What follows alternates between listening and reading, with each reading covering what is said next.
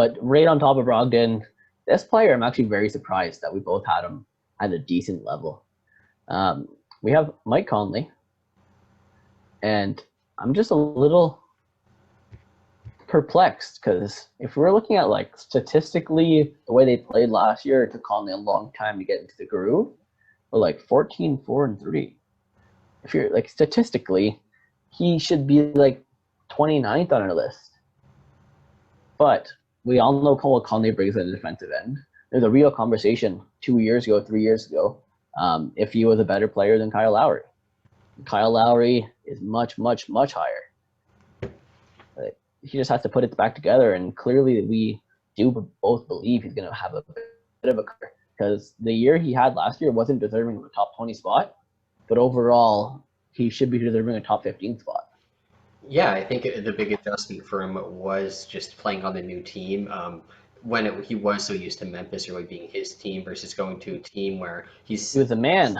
yeah, exactly. Versus he goes to Utah, and who even knows where his exact man position is, where you have Gobert, you have Mitchell. I mean, on offense, maybe he's the number two, but in terms of overall, he's very overlooked on that team. You almost forget he's there a lot of the time. But like you said, in terms of knowing the type of player Mike Conley really is, anyone who watches basketball knows that on both ends, he's going to be there every single play. And I do think, like you said, he's going to have a bit of a resurgence here. I'd be very surprised if he doesn't go over the 15 mark, maybe closer to. I mean, he had 21 per game the year before in Memphis, and that was after a huge injury, sent him back the year before that.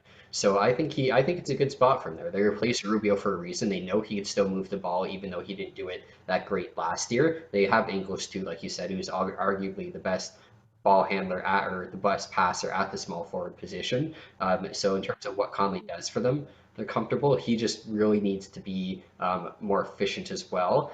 He did have one of the worst field goal percentage of any players with 10 or more shots. But again, I don't think he's confident. He's confident taking a shot, and I don't blame him because he's had the career. Exactly. Some years it just doesn't go in the net as much, right? And I don't think it's going to continue for him. So I think it'll get better in that regard too. Yeah, I don't see him having a bad year. I don't see us coming back at this and saying this is overranked. I see us come back and saying this is underranked. If anything, like, the guy is nothing but reliable outside of last year, and it took him a while. Like you're saying, he took him a little while to get in the groove of things, and I think that next year that team is one more year together. They all play that Utah team added this offseason, like a real actual going to play minutes. Derek Favors might be new to Mike Conley, but he's not new to Utah. So I just see them coming out really hot and actually doing very, very well. And like Conley had months last year where he was putting up the 20 points per game. If you take out his 8-point January, he averaged more like 17. Not that bad. Yeah, not only that too, it's a guy who, very similar to the Kyle Lowry thing, just did nothing wrong. Where, like we said, he is a good defensive player, but also he had the lowest turnover per game for any players with over 29 minutes per game. Like That's what he does. Exactly. He's not a guy who turns the ball over a lot. Of course, you have Mitchell handling the ball a lot of times too. But again, he did still have 4.5 assists last year. And if you look at the assist to turnover ratio, I believe it's over 3.